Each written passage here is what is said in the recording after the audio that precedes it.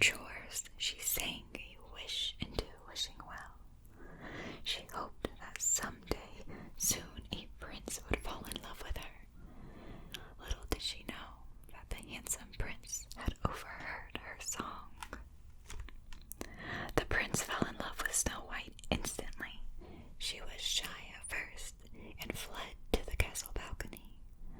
But as he sang a love song, she placed a kiss on a friendly dove, who carried it to the prince below.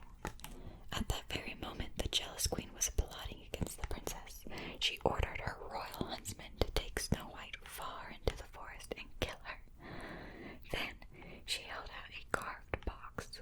"Bring back her heart in this," she commanded him. Afraid of angering the queen, the huntsman took Snow White into the forest to gather wildflowers. Snow White was happy to have a day free from her rags and chores. As she picked blossoms, she sang about her prince. Unaware of the huntsman's evil intentions, Snow White soothed the baby bird that had fallen from its nest. "Oh, please don't cry," she said. "Your mama and papa can't be far." As she spoke, the huntsman crept up behind her with his dagger ready. When Snow White realized what the huntsman had planned, she let out a scream, but the man could not harm the gentle girl. "Forgive me," he begged. Then he warned Snow White about the queen. "She's mad," said the huntsman. "Run away. Hide." Terrified, Snow White ran into the forest. The woods were dark and full of strange noises. Owls and bats swooped down on her, and twisted branches snagged her cape. The farther Snow White ran, the more lost and frightened she became. At last, she could run no more. She collapsed to the ground with a sob while mysterious eyes watched her from the shadows. The eyes belonged to curious forest animals who crept close to comfort Snow White. She dried her tears and smiled at them. "Everything's going to be all right," she said. "But I do need a place to sleep at night. Maybe you know where I can stay." The animals knew the perfect place for Snow White to rest. They led her through the forest to the edge of a sunlit clearing.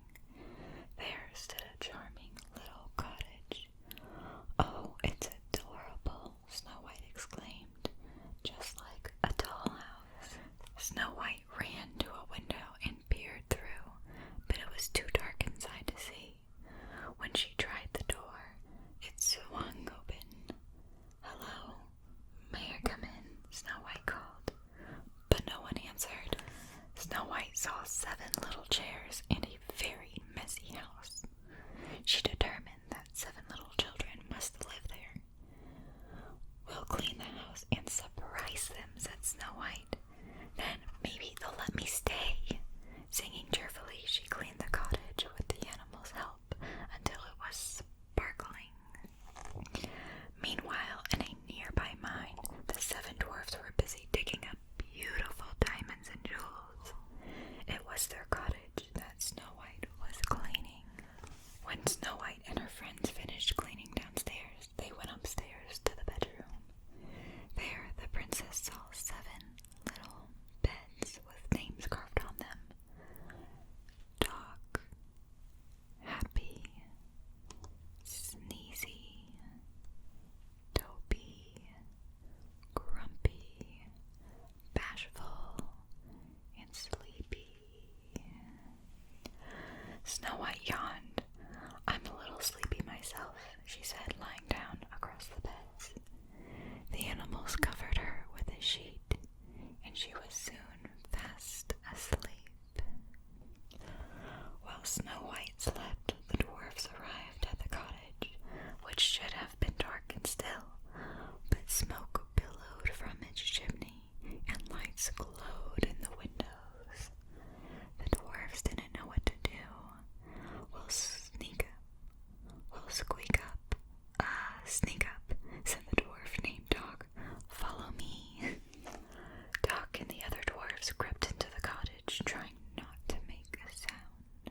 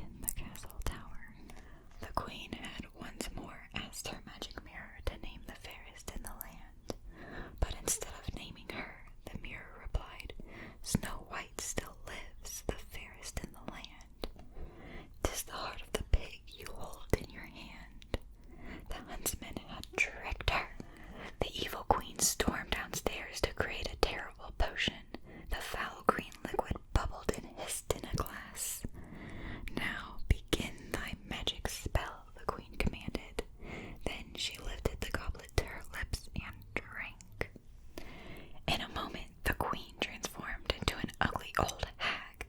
The perfect disguise, she cackled.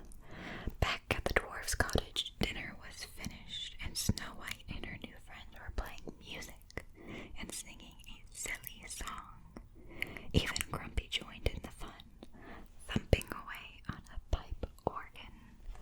The gentle princess had no idea of the evil queen was brewing in her dungeon.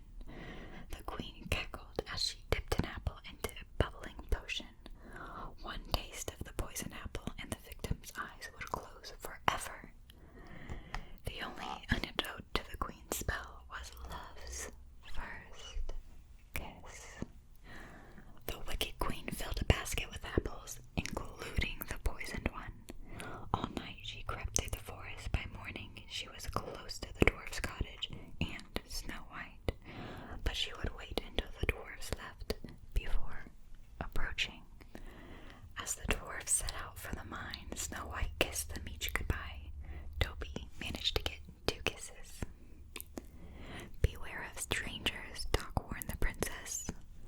Don't let nobody or nothing in the house, Grumpy added. Snow White was busy making a pie when a shadow fell over her. With a gasp, she looked and saw an old lady at the window. It's apple pies that make the menfolk's mouth water. Go on, have a bite, the old lady said, offering the poisoned apple to Snow White. Snow White's bird friends knew something was wrong.